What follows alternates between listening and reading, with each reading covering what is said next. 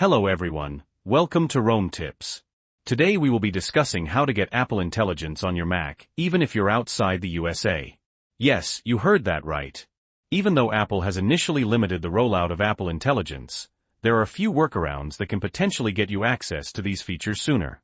Before we dive in, if you find this video helpful, please give it a like and subscribe to Roam Tips for more tips and tricks on getting the most out of your Apple devices.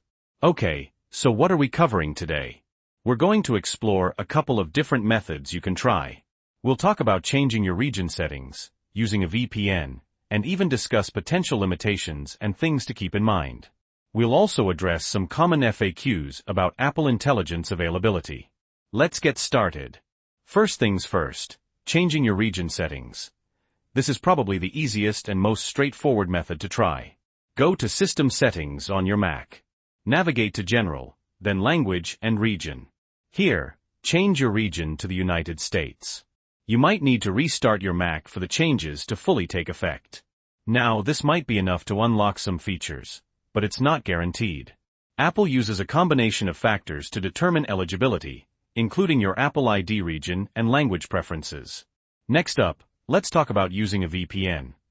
A VPN, or Virtual Private Network, allows you to mask your actual IP address and appear as if you're browsing from a different location.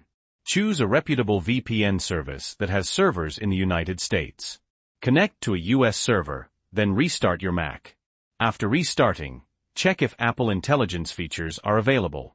Remember to read the VPN's terms of service.